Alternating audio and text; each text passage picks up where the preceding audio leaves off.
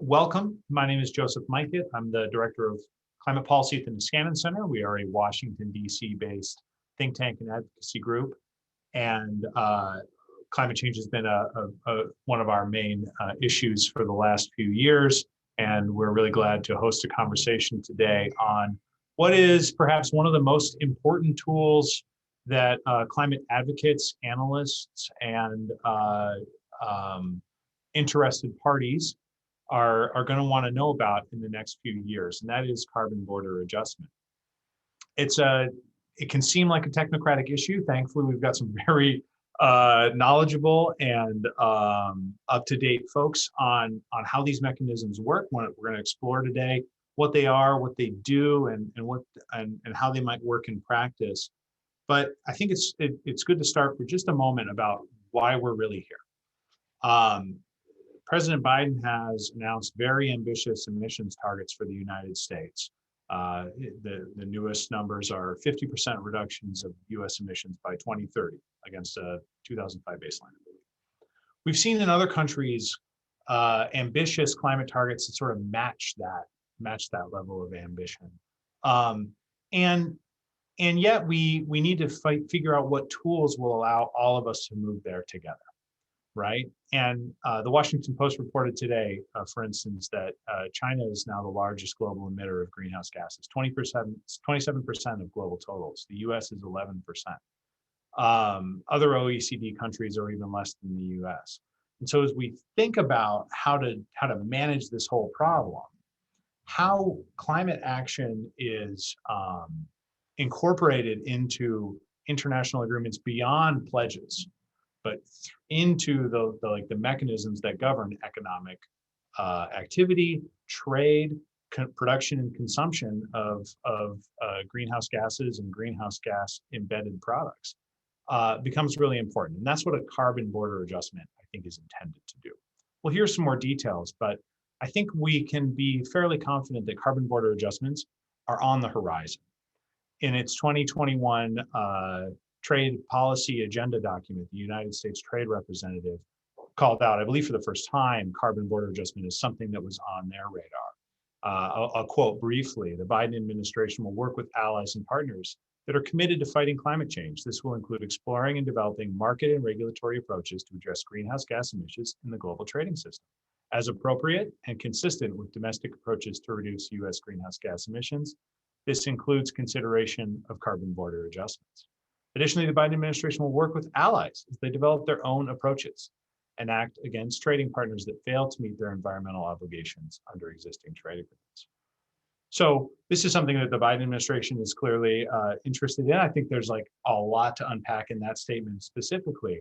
But we also know that these mechanisms are on the horizon in other places, both in Europe and in Canada, which have strong carbon pricing systems that backstop very ambitious climate goals, are considering carbon border adjustments as a means of making sure that they're not causing distortions in their own domestic markets. And we'll actually hear more about those efforts today. So whether or not we are in a place where the United States is pricing carbon this year or 2 years or 5 years from now, we are, I believe, in a place where carbon border adjustments are going to be a tool that countries are trying to use in the context of managing a clean energy transition. The thing that really started up for me, if I may take the privilege, was a year ago, the Boston Consulting Group published a report on what it would mean for the European Union to use carbon border adjustments as a complement to its emissions trading system, right? The European ETS. They looked across a variety of different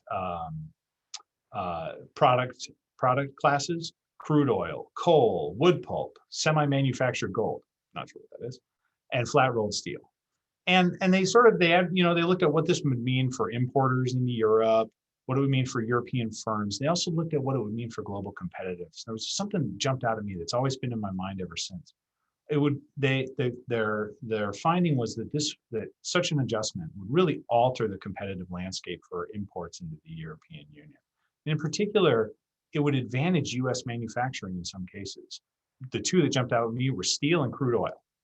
So, we'll ask our panelists to kind of talk about a lot of these issues through the program. But I think it's really instructive for all of our audience and our experts to think about, like, what are the products that move a lot of carbon around in the international through international trade? How would they be treated under a border adjustment? And as large markets start using these things, if they indeed do, what's going to be the effect on global competitiveness, and how can a country like the United States or any other country and the firms that operate within them start to plan for these mechanisms? With that in mind, I've got a lot of questions, and we've got excellent panelists who can start helping us understand these issues at much greater depth than I can prattle on about them. I'll introduce them all briefly, and then we'll give each a chance to speak and talk a little bit about what their individual perspective on this issue. First up, we'll be hearing from Xiuting Pomerleau, who's on our staff here at the Niskanen Center. She's a climate policy analyst, and she's been doing a lot of really interesting work over the past year on how border adjustments work, not just how they would work potentially in the in the border carbon case, but how they've been used in other tax policy instruments. And she can bring a really interesting perspective on how these mechanisms relate to domestic carbon pricing efforts. Katrina Rourke is our second guest. She's the VP for Policy at the Climate Leadership Council, a very good friend of the Niskanen Center, and has I think led some very, very interesting research over the past year on what a border adjusted world might mean for U.S. manufacturing. And I really look forward to hearing her perspective on this as well. And then finally, we'll close out our program with Erin Cosby, who is a senior associate at the International Institute for Sustainable Development, which is an organization based in Canada, and a senior advisor at the European Roundtable on Climate Change and Sustainable Transition. And I think I'm very excited to hear from Erin, because the two countries that I mentioned at the start of our program that are considering border adjustments, I think with the most fervor and the most sophistication are Canada and the broader European Union. And I really look forward to hearing an update from him on what's going on, what the outlook is, as well as countries start taking these mechanisms seriously, what design challenges, what design opportunities they see develop. With that, I really am glad we're all here to talk about this issue. I encourage you, if you've got questions, to use the Q&A function. We've got a staff member here who's going to be sliding me the best phrase, the most short but incisive questions, and we thank you all for your kind attention. With that, I offer the floor to Xiuting, and I look forward to a good discussion.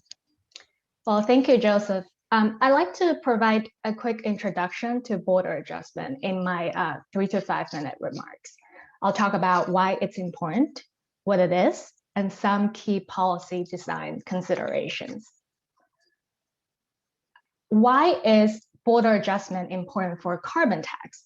There are really two main goals of implementing a border adjustment for a carbon tax. The first is to prevent carbon emission leakage. The second is to level the playing field between domestic and foreign producers. Let me give you a quick example of emission leakage. If the US were to implement a carbon tax, then US manufacturers would have an incentive to shift their productions to a country with no carbon prices to avoid paying the US carbon tax. A border adjustment can help reduce the risk of emission leakage. It also preserves US manufacturers' competitiveness in both imports and exports. Importers and US domestic manufacturers, they face the same tax rate when they sell to US consumers, and US exporters are exempted from the carbon tax when they're selling to foreign consumers. A border adjustment equalizes the tax burden between domestic and foreign producers. It is not giving competitive advantages to foreign producers or domestic producers. So what is border adjustment? It's essentially a mechanism that ensures all the goods and services sold to consumers within a jurisdiction are taxed. It works by applying a tax on imports and a rebate on exports. Now, border adjustment is not really a novel concept. It's really widely used in value-added taxes around the world. More than 150 countries around the world have a value-added tax. The United States doesn't have a VAT, but it has a similar consumption tax, which is the state retail sales tax. Now, it's actually implicitly border adjusted. For example, a pair of sneakers that are produced in Maine but purchased in Ohio would not be subject to Maine sales tax. Instead, they're subject to Ohio's sales tax. A border adjustment for state level tax and federal level tax are really equivalent concepts here. Goods are taxed based on where they're consumed, not where they're produced. The key to a standard border adjustment is that it needs to be accompanied by a domestic national tax. Otherwise, it would be a standalone import tariff or export subsidy. Now, I've talked about what is a border adjustment, why it's important. I like to give you a very quick overview of some of the key policy design questions policymakers need to consider for border adjustment. The first is eligibility. Which goods are eligible for border adjustment? Now, ideally, we would like to border adjust all goods and services based on the carbon emissions associated with producing them. But it's actually quite complicated to determine a specific product's carbon emissions. So existing proposals, they use different eligibility criteria to determine which goods are border adjusted to lower the administrative burden. The next key design issue is how to calculate the amount of import tax or export rebate. Now, for border adjustment in a VAT, you can just look at the retail price of a product, and then you have a VAT rate. And then you can calculate the VAT liability very easily from there. But how do we determine the carbon emissions for a specific product? Especially with the complex global supply chains, a product may consist of different parts that are produced in different countries. How do we track product level emissions for domestically produced goods and imported goods? Another very important question for us to address is really, do we treat different countries differently based on their domestic climate policies? Do we change the amount of import tax or export rebate based on a good's origin or destination? Now, this set of questions is actually very closely linked to the issue of compliance with WTO rules. If we treat countries differently, it may risk violating the most favored nation clause. This clause prohibits WTO members from discriminating against other countries. If we do decide to treat countries differently for some reason in border adjustment, Article 20, the environmental clause in the General Agreement on Tariffs and Trade, could be used to justify it, but it may be very challenging to do so. There are, of course, other design issues we need to consider. In the interest of time, I won't go over all of them. I'm happy to discuss more about specific policy design issues later. Thank you. Thank you, Shu-Ting and Katrina. If you're ready to go, we are interested in hearing about your fantastic research. Thanks, Joseph, and thanks, Shu-Ting. So I want to recognize that a lot of the ways that we talk about the need for border carbon adjustments, it sounds defensive. And excuse me, I have a cold, so I'm going to sound totally weird. But it sounds defensive. We need to prevent leakage. We need to keep our businesses on a level playing field with competitors. But as Joseph highlighted in the research from Boston Consulting Group, and as our research at the Climate Leadership Council points out, border carbon adjustment does not have to be primarily a defensive instrument. If the United States sort of steps in to a leadership position here, we can use the border carbon adjustment as an offensive instrument for increasing climate ambition in the US and internationally, and for elevating opportunity for our domestic industries. Why is that so? Great question. So one of the things that we work on at the Climate Leadership Council is sort of building the case around how a border carbon adjustment will interact with existing supply chains. And we were sort of getting this sense that the United States is not just very clean, but that we have really key advantages in specific sectors against some trading partners in terms of our carbon efficiency, but we don't really have terrific tools for studying that. And so we built one. Using a terrific firm called Macrodyne Consulting, we built a model of the global economy. So we took input-output tables for 64 countries across 36 economic sectors, and we fed into all of this trade data greenhouse gas emissions and energy consumption. And that let us track all the way through global supply chains how carbon is traded across borders. And I'm going to show you a very complex table, so I hope you're sitting down, but it'll highlight what we found. So if we take all of the data across carbon embedded in trade and we look at our trading partners, the US has an extraordinary competitive advantage across key trading partners, particularly the BRIC countries, but across sort of global trade on average. So if you look all the way down in this corner, this is the global punchline. The US economy on average is about half as carbon intensive as the global economy. So when we produce goods in the United States, we do so emitting far fewer carbon emissions than our trading partners.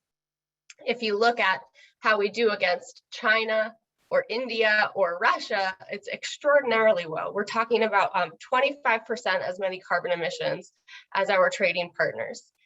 That shows us that we have a particular advantage that we can't presently extract for domestic industry. The second major punchline from this table is that this advantage goes across the economy. There's not a major sector where the United States is not on par or incredibly competitive against our international trading partners in terms of carbon efficiency. So, with the US in the driver's seat designing a policy for border carbon adjustments, we can monetize for domestic industry this advantage for the first time. I want to highlight a couple of other things. First, you'll notice that the United States and the EU, the US does not have an advantage against the EU. However, the European Union has been operating an emissions trading system for 20 years without creating a widening advantage here. So even in the absence of comprehensive federal climate policy, the US economy is extraordinarily clean, approaching as clean as jurisdictions that have comprehensive pricing. A second punchline or a takeaway here is that because we see the advantage in carbon efficiency move all the way across the economy, we tend to think that the border carbon adjustment should capture as many goods as possible. That prevents us from having sort of bureaucratic boundaries against who qualifies for the border carbon adjustment or not. So we're not having a bureaucrat decide how future investment and supply chains will shake out. But it also means that we can extract as much advantage as possible for as many American businesses as possible. I think that should be a key goal. Based on what we know now about carbon embedded in international trade, aggressive climate ambition and American competitiveness are inherently linked. They are not remotely in competition. So if we can build a domestic climate policy that provides the greatest advantage for domestic firms, we're also going to sort of send this international message that we can enact climate policies that meet the ambition that the international community is looking for, while providing strategic advantage in an economic sense. It's going to upend the way we do business in international diplomacy, and it's going to create a lasting benefit for domestic firms. So a little bit of a paradigm shift in how we're looking at border carbon adjustments. It's a tool to winning on climate ambition rather than protecting against bad impacts. So I guess I'll leave it there. I really look forward to questions. Thanks very much.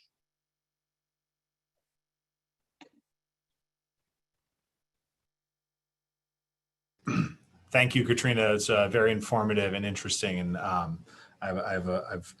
you prompted several questions in the Q&A as well as some from your dear moderator.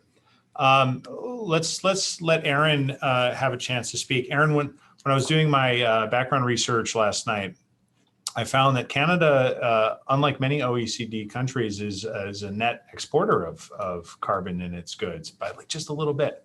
But you come to us from Canada. Canada has a national carbon pricing system and has is preparing to increase carbon prices in a relatively robust way as part of its climate policy platform. And you have expertise from Europe. So what news from abroad? And what's your what are you thinking about presently in the context of border carbon adjustments? Thanks, Joseph. Let me share a screen and start to answer some of those questions. So I do come from Canada. We are a net exporter. We're, in terms of our economic structure, one of the big elephants in the room is our oil and gas exports, and that's more or less responsible for the profile that you talked about. But I won't get into that at this point. What I'd like to do is give you an overview of where border carbon adjustment is in the EU, where it is in Canada, and then just some general thoughts about the current challenges. So, and I'll do that very quickly because I'm looking forward to the discussion and questions. In the EU calls it a carbon border adjustment mechanism. It has many different names. It's been proposed as one of the essential pieces of the European Green Deal. And in particular, it's an enabling feature of the climate ambition in the Green Deal, which sees a target of 55% emissions reductions below 1990 levels by 2030. That's very ambitious. And in the context of that ambition, you need some way to protect against the kinds of leakage impacts and competitiveness impacts that both Xuting and Katrina spoke about. We're expecting to get a proposal, a concrete proposal of what the border carbon, what the CBAM would look like from the European Commission by July 14th. It'll be part of a suite of proposals from the Commission dealing with its climate package. And then it enters into negotiations. Before it can become law, the Commission proposal has to be accepted by the European Council, or the Council for Europe, and the European Parliament. The European Parliament has already sort of jumped the gun by issuing its own opinion about what a CBAM should look like. So we have some idea, but we don't really know what the Commission's proposal is going to look like when it comes on the table. The expectation is that the tool will come into force by 2023. Maybe a little ambitious. The deadline for submitting the proposal has already slipped twice. There are really intense lobbying efforts going on in Brussels by affected industries and member states. The likelihood is that the proposal we see coming out of the Commission July 14th will basically extend the EU ETS to imports. That is, it will extend the regulatory approach to the border. Importers will have to purchase EUAs, European Union allowances, from sort of a virtual pool of allowances, not the actual EUA pool, to cover their imports. It will probably be a pilot phase of 5 to 7 years, and it will probably cover just a few basic sectors without huge, complex downstream value chains and without a lot of trade intensity. Cement is very likely, maybe fertilizers, maybe steel, maybe electricity. That's what we're looking at in a very rushed nutshell. That's what we're looking at in the EU context. In the Canadian context, we're nowhere near as definite about our prospects. But as you mentioned, Joseph, we are in a context of very ambitious climate regulation. So we have, by law, a rising climate price that will hit $170 a ton Canadian by 2030. It's 137 US dollars a ton. That's a significant carbon price. It's actually higher than any I'm aware of committed to anywhere in the world. And so in the context of that ambition, and given that we're a highly open economy, obviously we're worried about the leakage impacts and competitiveness impacts. So we've seen a number of announcements from the federal government in Canada of intent to think about border carbon adjustment, to explore with trading partners along the lines of what you saw in the USTR's 2021 trade agenda. We had it announced in the fall economic statement last year. We had it announced as part of the Strengthened Climate Plan this year.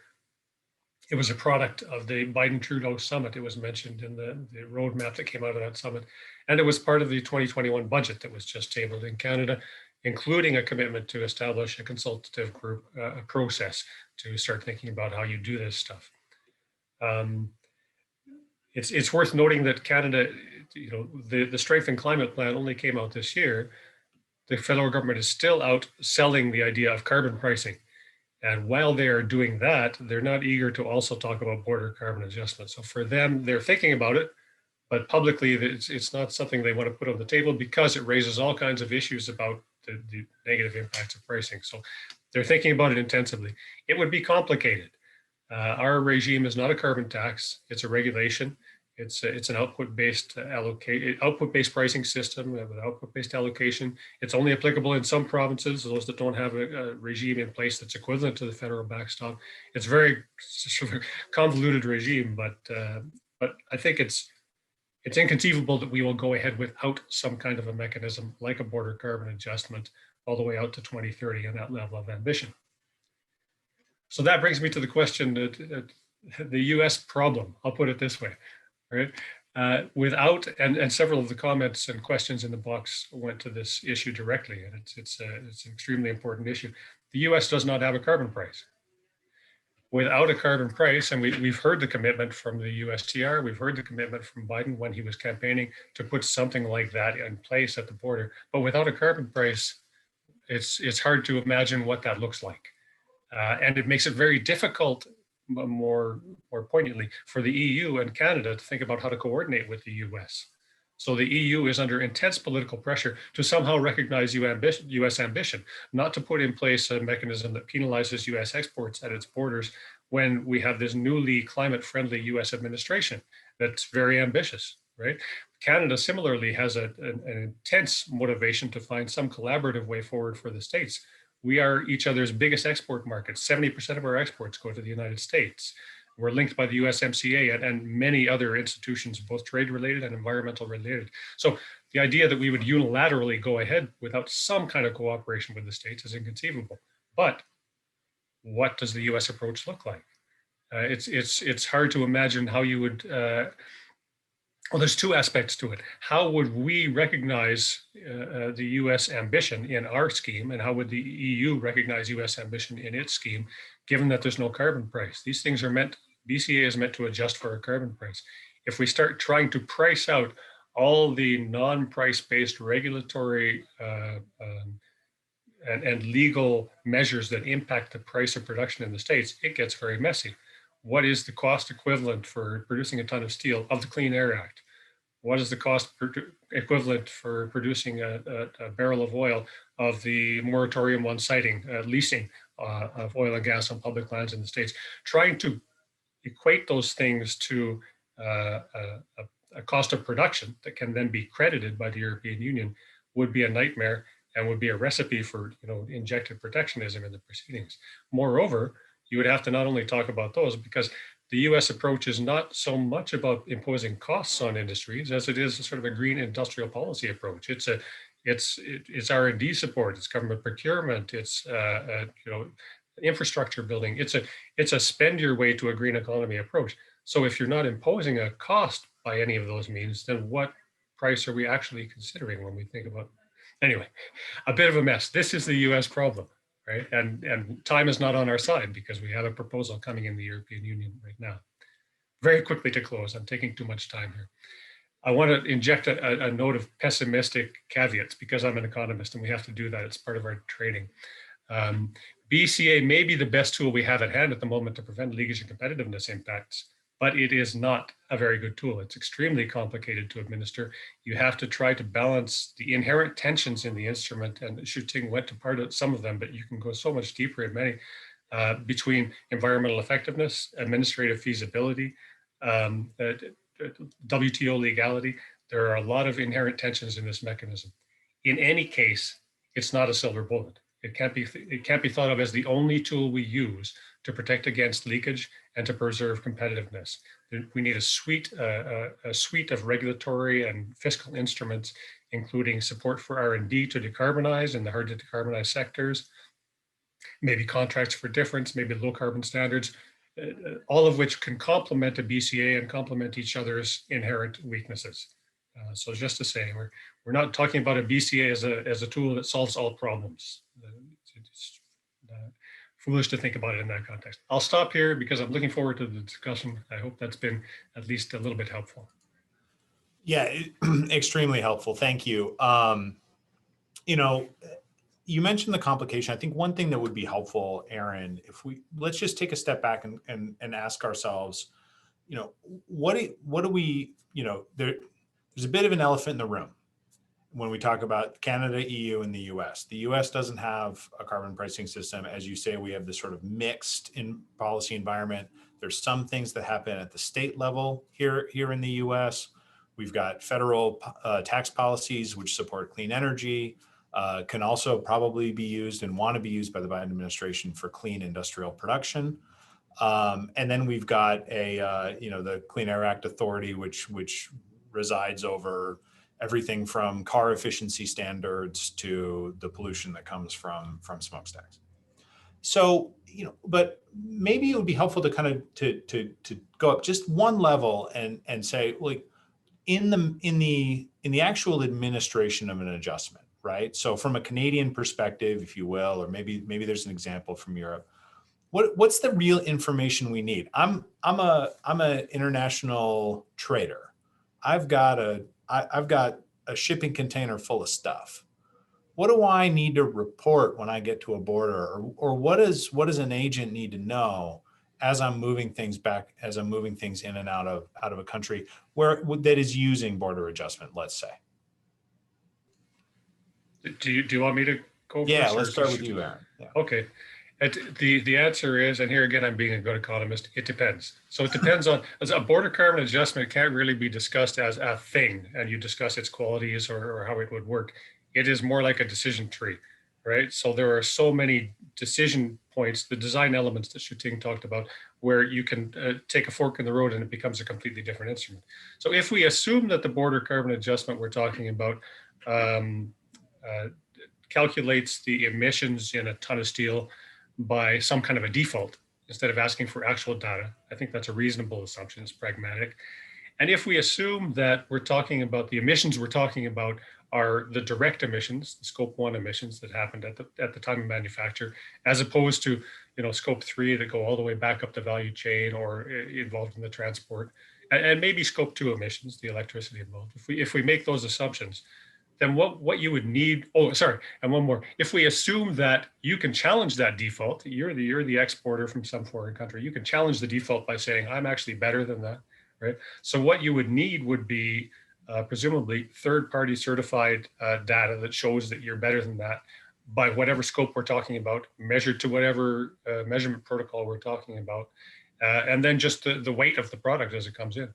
More, you know, over and above that, what I would need if I'm calculating it would be, what's the carbon price I'm going to assess based on whatever carbon I find to be in your ton of steel, right? If I'm Canada, I could say it's the benchmark federal price, but then I also have to take into account the fact that we're giving out free allocation. It's an output-based allocation. So that's not the effective price. That's not the marginal price that's paid by producers. It gets complicated. You know, the European Union has free allocation. So do they charge you the day price of European Union allowances, or do they charge you some rolling average, and they somehow have to account for the fact that they're giving out free allocation, so that's not the effective price paid by their, you know, it gets complicated. But somehow we work it out at the end of the day. Well, yeah. So in the context I think about it, you've kind of got two things that are principally important, maybe three. You've got whatever climate ambition differential exists between the importing, the country of origin and the country of destination. And you've got the sort of emissions associated with embedded in the good that are going to be consumed, right? Either steel that I'm going to use to build a building or a bridge or make a car, or let's say natural gas I'm importing into Europe as an example, right?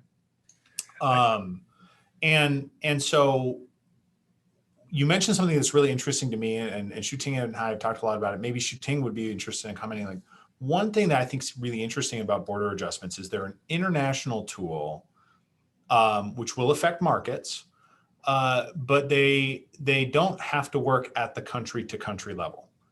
I think it's pretty clear that it would be really good if countries can agree on how we rate the emissions that come from certain products, develop standards that would smooth out trade, and make it an easier system to comply with. But I've always been really interested in a border adjustment as a tool that can affect both like countries, like the states, as well as firms. So maybe Shuting, could you kind of give us some perspective on how a border adjustment affects like firm incentives versus or also including like state incentives? Yeah, sure. So I think to answer your question, Joseph, it's very important for us to remember the goal of a border adjustment is to equalize the tax burden between imported manufacturers and domestic manufacturers. Aaron is right that it gets messy very quickly, complicated decision tree. But I think the most pragmatic approach is if we had a domestic national carbon price in the United States. If we have an emissions and trading system, we know what's the price on per ton of carbon emissions. With a carbon tax, it would be even easier. We know what's the price, $50 per ton of emissions. And then from there, any imported products, we just apply the same tax rate on the imported goods as if those goods were produced domestically in America. So we usually call that a like product approach.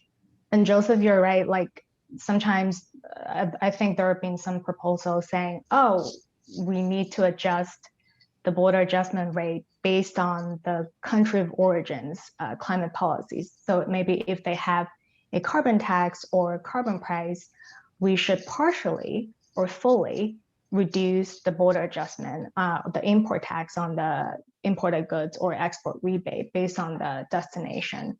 But I think there are really two main challenges for that. And my recommendation is we should apply border adjustment, including import tax and export rebate, disregarding country of origins or destinations domestic climate policies. Now, there are two reasons for that. The first one is really the legal perspective. I think a lot of experts, including the former WTO appellate body member, Jennifer Hillman, she believes that it's just easier if you disregard other countries' domestic policies, apply carbon tax in the same way on all foreign countries. It would be easier to comply with WTO rules. The second perspective is administratively. I saw a lot of questions from the attendees asking like, oh, if a country has regulations, subsidies, performance mandates, cap and trade and carbon tax, or just regulations, how do we calculate that? The easy answer is we don't really look at those countries' domestic equivalent carbon price on per ton of emissions. We just look at the like product approach. An imported product, we look at it as if it were produced in the US. So in this way, it's really equalizing the tax burden between imported product and domestic product. So administratively, it will help ease the burden a lot. Now, of course, like Aaron said, there's no perfect approach. It could underestimate the actual emissions if a ton of steel coming from a foreign country with this approach. But I think there's always a trade-off with policy making. You could get to a granular level of accuracy and a lot of administrative burden, or you can just weigh the trade-offs and go with a more practical approach. Thank you. I have to say, actually, this is the most spirited Q&A we've had on a web briefing in the COVID era, and we have a lot of really interesting concepts. So I apologize if you don't see your question. I've tried to kind of agglomerate as many of them as I can, and respecting our speaker schedules as well as our audiences, we do have a hard stop, but we're gonna try and address as many questions as we can. Katrina, you offered a very positive take on the border adjustment. I appreciate that. When you think about these kind of design issues that Aaron and Shuting have talked about, right? How would these sort of positive qualities of US industry, which are currently unrecognized in market transactions, what would we need to make sure that those are realized? Will I sound too much like Aaron if I say it depends? Yeah. I want to sort of break this out into two questions. One is how should the federal government design the border carbon adjustment policy and then interact with international governments to figure out how to get compliance in order, figure out if you want to create trade agreements that move us towards something that looks like a carbon customs union. So there's like the country level questions, and then there's the firm level questions. So a border carbon adjustment, like any policy you impose at the border that has a price-based impact, that bears on firms, and it bears on the price paid in the US market. And so one of the advantages to having the border carbon adjustment in place is that if we appropriately price emissions created by firms internationally related to domestic consumption, our firms have produced less. Our firms can bring to market prices in the US that are lower than their international competitors. So that's all we need to do. From the firm's perspective, we need to figure out how to price emissions. Okay, so now you need to design the policy so that it does that appropriately. And here's where we enter Aaron's decision tree. So we can't have a policy that creates such a high administrative burden that we're not, that we end up sort of taking away from the environmental advantage, right? We rapidly approach diminishing returns. There's this term of art in the border carbon adjustment space called energy intensive trade exposed industries, a very limited basket of mostly primary goods that you would conventionally think of when you think of a border carbon adjustment, because the embedded carbon is so high in that basket of goods. But we know that if we're only applying the border carbon adjustment to that basket of goods, then we're creating a lot of perverse incentives through the border carbon adjustment process, because you can, as a Chinese producer, you can process steel just enough to miss the border carbon adjustment. And as a domestic producer, you can pull back on your domestic manufacturing, so you export a product that will qualify for the border carbon adjustment rather than the higher value good. So these boundaries that we talk about around the basket of goods covered by the border carbon adjustment can have a huge bearing on extracting a competitive advantage for firms. But then once you step past energy intensive goods, the measurement challenges get pretty high. And this is where I think it might get exciting. So if you can create a series of benchmarks like Aaron was talking about. So for any type of good, a benchmark, so that when the good comes in to the United States, you can price the carbon emissions. You can even modify the benchmark. So if it's produced in a grid that is all coal, it would be priced differently than if it's a grid that's all geothermal, for example. You can do that. But if an importer wants to challenge the assessment of the benchmark and say, no, my carbon emissions are lower, here's where the US government can impose pretty incredible oversight on international firms. And I think principally of firms in China, where we don't have a lot of good data, where the data somehow magically at the end of the day looks a lot like politically established targets. We have the opportunity in the border carbon adjustment to create this advantage for really clean US firms and sort of peek behind the curtain in the markets internationally where we know the least about production processes and how it bears on emissions. This is a convoluted answer, but there's a lot of design features you can sort of play with here to create a lot of value on the firm side, but then also on this governance side, on the government to government side, on the international diplomacy side, what have you. Yeah. I also might add that it feels like this is a place where you're also adding a lot of environmental integrity to the policy that you're choosing to use, right? That what we don't want to create in a carbon pricing world or a fractured pricing world is those perverse incentives you're talking about, where we're off, certain kinds of production get offshored. They do just enough that they kind of escape scrutiny, and then through these like complex modern supply chains, we end up like not yielding the most environmental benefit out of any policy. I mean, that's why I would imagine that both Canada and the EU are taking this so seriously, even though as we've talked about it appears to be a somewhat tricky instrument to at least set up.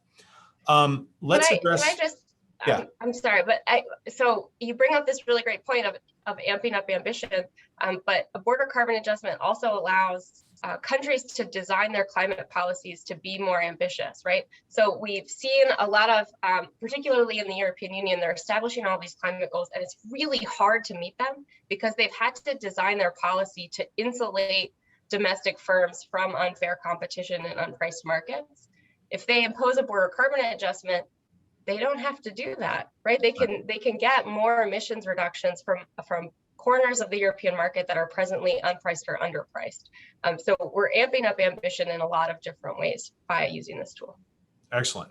And so too, we amp up our ambition on answering some more of our questions. So I'm gonna move to a little less moderated. I invite our speakers to kind of to jump in on the issues that we talk about and present.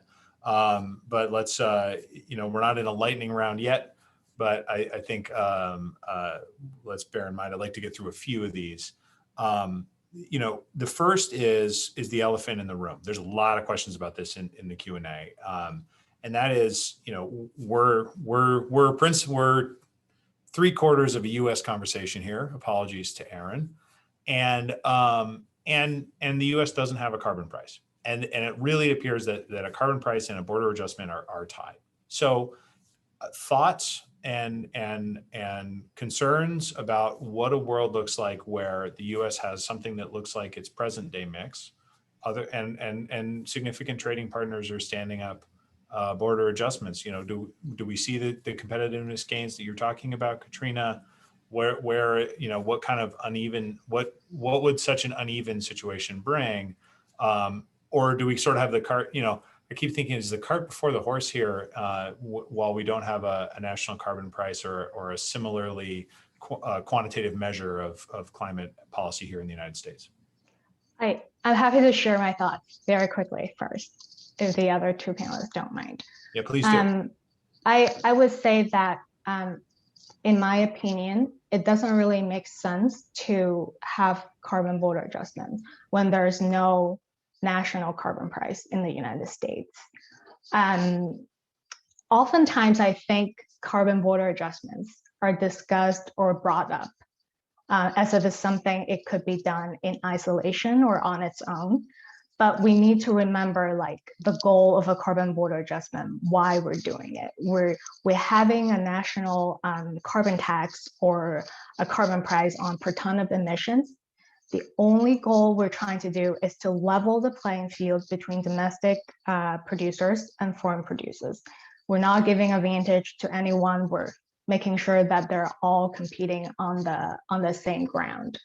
And so I think it's a very tricky issue that if the United States did decide to go ahead and put forward a carbon border adjustments when there's no emissions trading or carbon tax in the country, I'm concerned that it would be perceived as protectionist tariffs, and it would be really hard to explain, justify to our trading partners. And how are you going to explain or justify, like, how much are you charging on the import tax in the carbon border adjustment? It gets really messy here, and I would like to reference Aaron's decision tree and the messy design again.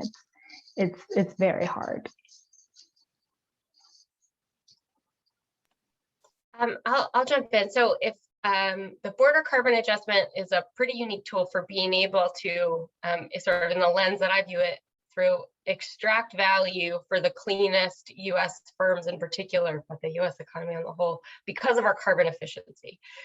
If we think of a border carbon adjustment in the absence of a domestic price, we are then just talking about insulating domestic industry from other factors. There's no sort of value creation. It becomes a rather protectionist instrument. There might be ways that people more clever than I can come up with to connect a border carbon adjustment absent a carbon price that can recognize the competitive advantage that we have in carbon efficiency. But we're at the edge of the literature here. So if you're more clever than me, please write a paper so that I can review it. I guess I'll agree with both Katrina and Shooting. You can't really have a border carbon adjustment without domestic carbon pricing. And it's not just that you can't because it would be technically difficult, it's that you can't because why would you? The whole point is you're trying to offset costs imposed on your industries. I just finished an analysis of Canada's border carbon adjustment prospects that looked in some depth at US pending legislation, trying to understand where that legislation might impose costs on the energy intensive trade exposed sectors that Katrina talked about. And there isn't any. The closest we come is the possible implementation of a clean electricity standard. But by all accounts, that actually lowers the cost of production, given what we're talking about for levelized cost of energy in solar and wind and storage these days. So if you're not actually imposing costs on your domestic sectors, you don't need to adjust for those costs from low-cost goods coming from elsewhere. As with respect to how the U.S. exports are treated, those nice, clean U.S. exports, and the comparative advantage or competitive advantage that Katrina talked about, if the EU puts in place some way to allow for individual producers to challenge the default, then you're reaping the benefits of your clean production by that means, right? Even if you don't reap it by means of some kind of adjustment for a U.S. carbon price by the EU, you get it through that door. And while we're on the subject, could I just like really quickly, there are two ways you can take account of foreign production if you're setting up a foreign ambition, if you're setting up a border carbon adjustment scheme. Three really, but one is to say on a country level basis, you guys are ambitious enough, so we're not going to cover you at all. The EU would say, US, we recognize your ambition, you're not covered, right? That's very unlikely, highly illegal, problematic for so many reasons, against the spirit of the Paris Agreement. The other is to say, you have a carbon price, the EU could say to Canada, you have a carbon price, we're going to recognize that carbon price, and we're going to adjust down our adjustment at the border. We're going to credit you for your carbon price when we make the adjustment. That's a very different thing, I think legally feasible. Shooting doesn't like that, but I don't think you can, from a legal perspective, I don't think you could pass a GATT, to get technical now, a GATT Article 20 challenge without having taken account of the carbon price paid somewhere else. Otherwise, you're double taxing. So it's not really an environmental measure. You're double taxing for the carbon embedded in a good. It's been taxed at the country of origin. You're taxing it again. That's anti-environmental, actually. Is that true in the case of an export rebate? So, right, so that would be a concern with the VAT. But, yeah, sure. Then it gets really complicated because if here's where it matters what your objective is. Are you going to put this thing in place to prevent leakage, or are you going to put this thing in place to prevent competitiveness impacts? If you're trying to prevent leakage, then you probably shouldn't have an export rebate. There are some circumstances in which it might work to prevent leakage, but more generally, you're exporting stuff that may be creating leakage in somebody else's jurisdiction because you've unpriced the carbon in the goods as you send them out, right? So you've made those high carbon potentially exports cheaper. That's not a good thing. If you're trying to protect competitiveness, you can't function without it. Really, I mean, you look at the export profile of the EITE sectors and try to imagine that they could function under a high carbon price where they didn't have some kind of protection in their third country markets. It's inconceivable, right? So it gets a little complicated there. Yes, understood. As the other major issue we've dealt with, right? So there's this question of, do we have, what's the pricing mechanism that would underlie a U.S. border adjustment? And then what do our international trading partners do with the United States in the absence of a carbon price? But the other thing we've talked about a little bit is sort of carbon in the value chain, right? There's all sorts of interesting documents I can read about scope 1, scope 2, scope 3 emissions, what the footprint of any consumer product I might buy is. I guess I have a question about everyone's intuition regarding the implementability of a border adjustment that's really going to work in the modern trade environment. Katrina has talked a little bit about working over a fairly selective source of or set of traded goods. Shuting talked about the need to, the desire to go higher up in the value chain as from a sort of a tax policy perspective. But I'm just interested, when you think about this practically, 3 years from now, 5 years from now, does it make sense that we have a set of international standards for how to think about the carbon embedded in a product that I might know what it looks like, and then that would allow importers and thus consumers to sort of discern between high carbon and low carbon production?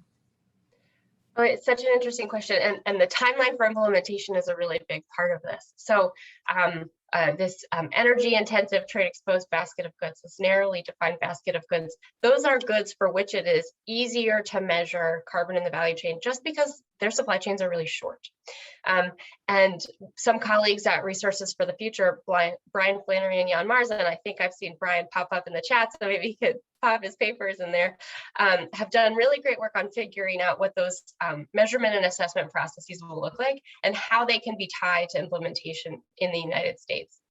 But then when we step past this energy intensive basket of goods, it gets more complex, and I think we'll be able to approach better measurement, as measurement becomes more valuable in the marketplace, as people recognize the value of measuring their emissions, but B, as time goes on and we gain experience with measuring, especially with that more narrow basket of goods. So I think we can reach a much more accurate measurement further into the future, and in the nearer term, we shouldn't trade precision for really good policy. I would like to add 3 points very quickly. So I think one caveat of only focusing on primary goods or upstream goods in the eligibility of border adjustment is it could create perverse incentives for companies to dodge the border adjustment. So a quick example, if the border adjustment only cover primary goods, a company that produces steel might just export the steel, get the export rebate, and then produce a car overseas and then import the car back to the States. But the car is not covered in the border adjustment. So in this case, it would be exempted from the carbon border adjustment. So I think it's very critical for us to think about what's the best design of the tax base, as to speak, for border adjustment. The second is, I think I second Katrina's comments on the value and then the critical importance of measuring product level carbon emissions. I think that will be the future. How far that future is, I don't know. But SEC recently invited public comments on public companies, private sector, on disclosing climate risk and how do you disclose your investment portfolio. And I think the future really lies in measuring product level carbon emissions very accurately. Some papers in the literature talked about combining carbon accounting with finance accounting to really ensure the alignment of investment and price premiums and regulations. So I think that's really the future. And I encourage all you, if you like to write more papers about this, I'm happy to read them and cooperate. The last issue I want to touch upon quickly is Aaron just discussed about crediting different countries based on their climate policies for environmental purposes. I would like to add that apart from legal and administrative reasons, it might be hard to treat countries differently. Transshipping is a huge problem. So transshipping is, okay, if we decide these 10 countries, we exempt you from the import tax based on different reasons. We either partially or fully exempt import tax. Transshipping is some companies, they might produce goods in another location and then ship to those eligible countries so that their product would be exempted from the import tax. And I think that's a really real challenge and very difficult for policymakers to deter.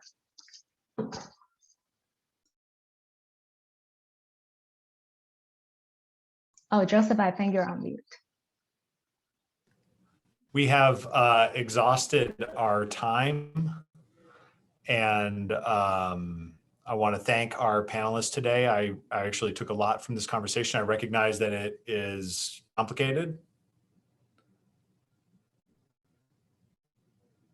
Have you lost me?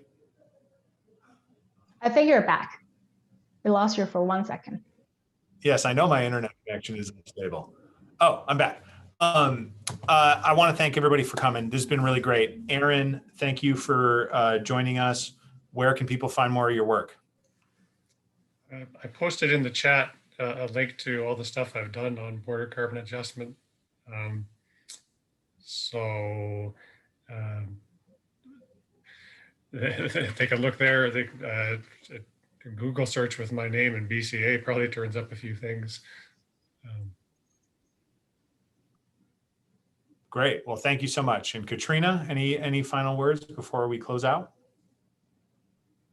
Sure. You can find more of our work at clcouncil.org, and we'll be releasing a study in the next month that drills down on the carbon advantage in one particular sector, the steel sector. So I'm really excited to deliver that to this conversation. Thank you. Oh, hey, can I put in a plug for a report we're just finishing up on Canada's BCAs that looks at the EU and the US as well? Watch this space, coming soon. I had an honor to review that paper by Aaron. I can say it's a great paper. Everything you need to know about border adjustment.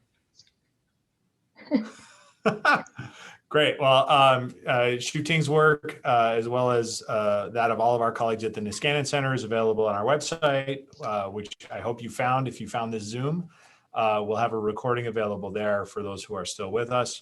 And any of the documents that were mentioned in our conversation, we'll hope to get some links to, so that there's a little bit of context. Thank you for joining us today. Thank you to our panelists. Hope everybody has a very nice Thursday, and all my best wishes to you all. Thank you. Cheers. Thanks.